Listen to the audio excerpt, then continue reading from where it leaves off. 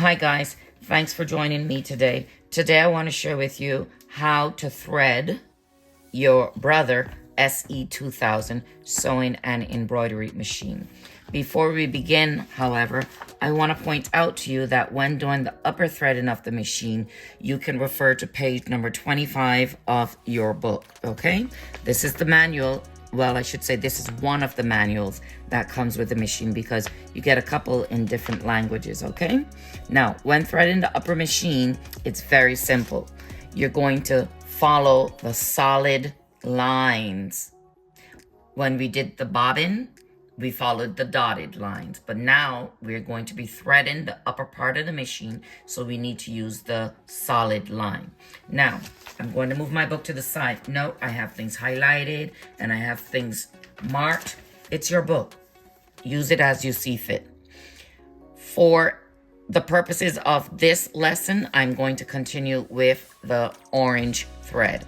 And I'm also going to use this adjustable thread stand, which I got from Amazon a couple years back. I can link it in the description so that you too can get it.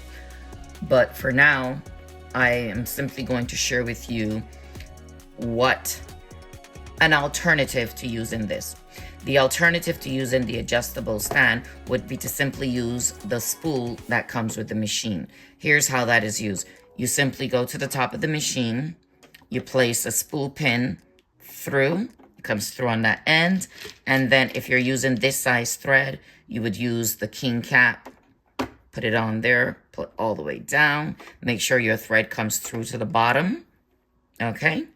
And that's how you would put that thread on. Now, let's say that's not the one you're using, but you want to use one like this. Well, this is the bobbin thread, okay? But there are some other threads like right there on my shelf, which are very similar to this, okay? I'm going to take the spool pin and put it here. I'm just using this as an example. Okay, so as I was saying before, if you use the king cap, the king thread, or the mini king thread, I think it's called. This one's from Madeira. You would simply put it on the spool pin and make sure that your thread comes out at the bottom, okay? You want to make sure that that happens at all times.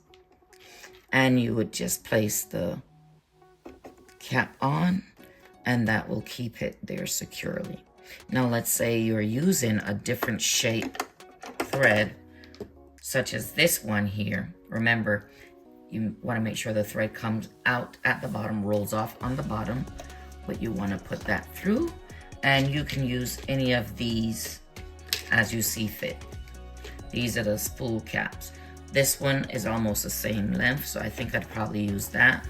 What you do want to make sure is that when you put it on, it goes past the little splice that's generally on here, like right there, so it doesn't get caught in that, and so that the thread will come off smoothly, okay?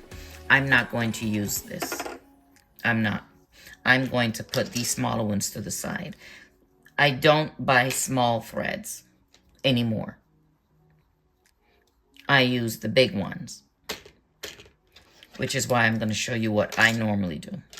So, using this large cone of thread, I'm going to place it on top of this sponge, which helps to provide some friction and stops it from moving too quickly. I'm going to put it through this little hole here, and I'm hoping that you can see this orange thread, and I'm going to come right here. Generally speaking, if you were using spool on here, you would begin to thread your needle from, not thread your needle, but thread your machine from here. I'm going to begin to thread my machine from here. And what I'm going to do is I'm going to put my finger on it to give it a little friction to stop it from moving too quickly. So we're gonna follow the solid line with the numbers. Here's number 1. We're gonna go behind the thread guide cover. We're gonna come under the thread guide plate, go up to number 2, and notice it arches right here. Watch my fingers. We're gonna follow that arrow and we're gonna go down, all the way down. Here you see number 3. And number 3 curves up. That's the solid arrow curving up. So we're gonna go upwards because we want to follow the path.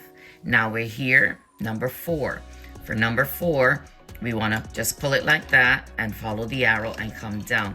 There's a little silver thingamajiggy in there that it gets caught to. I don't know the name of it, so I call it thingamajiggy. So we come past 4, come down here. This is number 5, all the way down, and we want to go down here beneath to number 6. You can barely see it, but if you look very closely, you can see it right there. I'm going to put the thread behind number 6, and I find using your finger to push it in helps. So it's here, and now we're going to go to the thread guide disc, which is right here. Essentially, this is it here. Number 7, we're going to go here, and then we're going to come to the side, and I'll wait for my hubby to come over there. This is number 8, and we're just going to cut it there. Now, once we cut it, we're getting ready to thread it. Thread the needle. Now, make sure your presser foot is down and your needle is up, and you're going to just simply pull this, and when I do, you'll see it's going to go straight through the eye of the needle. There you go. Your machine's all threaded. I'm going to grab a hold of this, pull up the presser foot a little bit, and it allows me to pull it out easily. You don't necessarily have to use the hold up the presser foot, but look what happens when you don't. The needle pulls. I like to do that, and listen to that. And then the last thing you have to do, and I'm going to cut off some of this thread because polyester thread is very, very thin and very staticky. Notice the presser foot is up. I'm going to put it through here. This is the embroidery foot, which is the letter Q. And then, because my bobbin thread would have already been installed, you know, I would simply, I'm going to just do this quickly. Put it back in there.